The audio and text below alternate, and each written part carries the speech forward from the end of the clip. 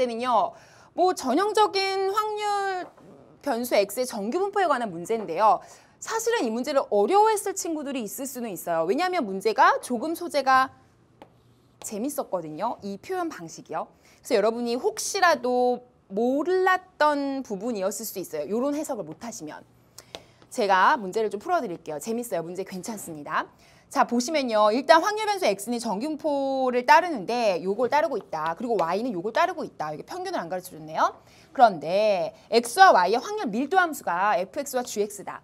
확률 밀도 함수라 함은 확률을 나타내는 함수죠. 그렇죠? 근데 12일 때의 확률의 값과 26일 때의 그때의 확률의 값이 같다는 거죠. 여기까지 되세요? 그리고 나서 y가 26보다 크거나 같을 때 그때의 확률이 0.5보다 크거나 같대요. 이건 또 뭔가. 일단 요걸 구하여라 이렇게 나왔습니다. 자, 그럼 요거는 사실은 정규분포에 대한 이해만 조금만 하고 있었다면 그다지 어렵지 않을 수 있어요. 잠깐 내용 상황을 보세요. 일단 x라는 것은 이걸 따르고 있다는 말이죠. 이런 상황이에요. 쉽게 말하면. 여기가 지금 평균이 10이고요. 표준 편차가 4이라는 거죠. y는요. 어떤 걸 따르고 있냐면요. 평균이 m이고요. 4의 제곱이니까 실제로는 이런 분포를 따르고 있어요. 여기가 m이고요. 역시 표준 편차는 분산이 4의 제곱이고 그랬을 때 이때 이 함수가 fx고요. 이때 이 함수가 gx라는 얘기입니다. 그러면 F12와 G26이 같다는 게 무슨 말일까요? 보시면 알겠지만 F12와 G26이 같다는 걸 여러분이 해석을 좀 하셔야 돼요. F12라는 거는 x가 12일 때 그때 확률 밀도 함수에서의 그때 확률 값을 읽어주면 되거든요. 근데 그러면 12가 요 정도 될 거예요. 그죠? 그러면 G는요, 요 함수를 따르는 건데 Y잖아요. 26일 때니까 26일 때 값이 같다는 거죠. 근데 어차피 정규분포를 이루면 평균을 기점으로 해서 종 모양의 대칭을 이룬다는 성질을 알고 있어요, 우리가. 그죠? 그러니까 그러면 12라는 값을 가지는 지점이 여기라면 같은 높이를 가져야겠네? 그러면 여기에서 표준 편차만큼 떨어진 거리만큼이 여기에서의 표준 편차만큼 떨어진 거리 똑같은 위치에 누가 있어야 돼? 26이라는 게 있어야 같은 높이를 의미하지 않겠어? 제 말 무슨 말인지 알겠죠? 그러니까 이 거리가 같다는 의미가 아니라요. 표준 편차의 그 비율로 따졌을 때 거리의 비가 같다는 거죠. 그렇죠? 아시겠어요? 어쨌든 표준화했을 때 같은 지점이 와야 돼요. 근데 문제는 이거예요. 자, 두 번째가 뭐냐면 y가 26보다 크거나 같은 그때 확률이 0.5라는 거죠. 그럼 26이 이거거든요. 근데 만약에 26이 여기 왔다고 생각해 보세요. 이게 말이 돼요? 왜냐면 이 반쪽의 확률이 0.5잖아요. 그러니까 0.5보다 크거나 같다는 얘기는 그럼 26이 이쪽에 있어야 되는데? 맞죠? 근데 생각해 보면 10에서 똑같은 거리만큼 오른쪽에 떨어져 있나 왼쪽에 떨어져 있나 같은 높이를 가질 수 있죠. 대칭이니까. 따라서 26이 꼭 평균으로부터 양의 방향, 오른쪽 방향으로 떨어져 있음 같은 거리만큼, 그러니까 같은 비율만큼 떨어져 있을 필요는 없죠. 왼쪽으로 떨어져 있어도 된다고요. 근데 지금 0.5보다 확률이 크다는 얘기는 크거나 같다는 얘기는 26이 여기 있다는 얘기라 이게 아니에요. 26은 이 위치에 있다는 거죠. 제 말 이해가 가시나요?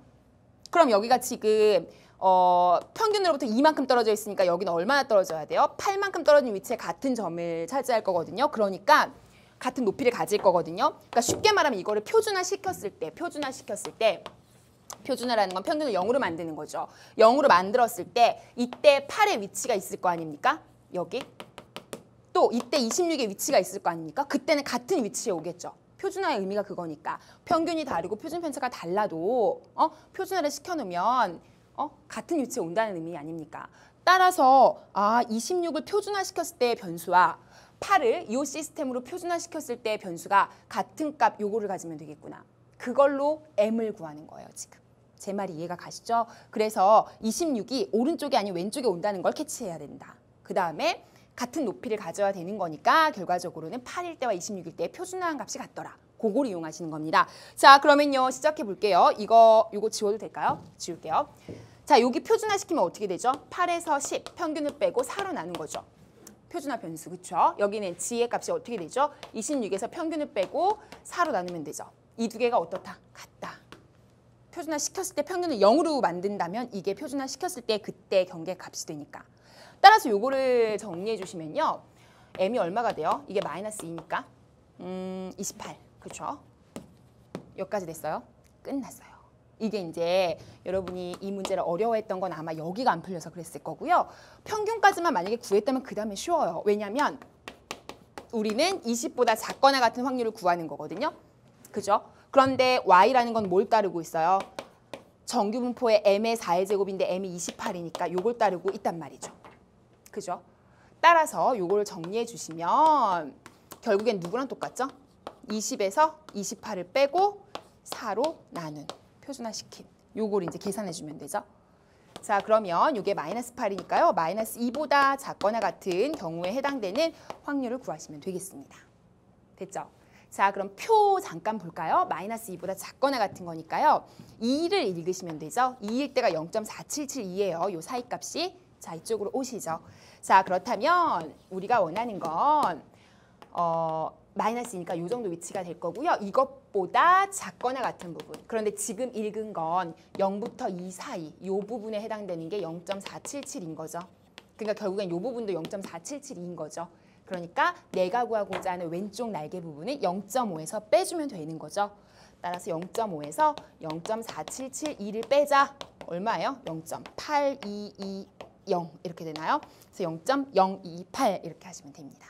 정답 0.028 하시고 2번이 되겠습니다. 하실 수 있겠죠? 조금 쉽지 않았을 수 있어요. 여러분 이런 문제를 직접적으로 연계교재나 이런 데서 보신 적은 없지만 문제는 괜찮아요. 여러분이 표준 정규분포나 정규분포에 대한 이해를 제대로 하고 있다면 충분히 푸실 수 있는 문제였고요. 새로운 유형의 문제였으니까 잘 한번 봐두셨으면 좋겠습니다. 자, 그러면 이제 몇 번인가요? 19번이죠? 자, 19번 보시죠. 19번도 역시 연계된 문제는 아니고요. 그렇지만 문제가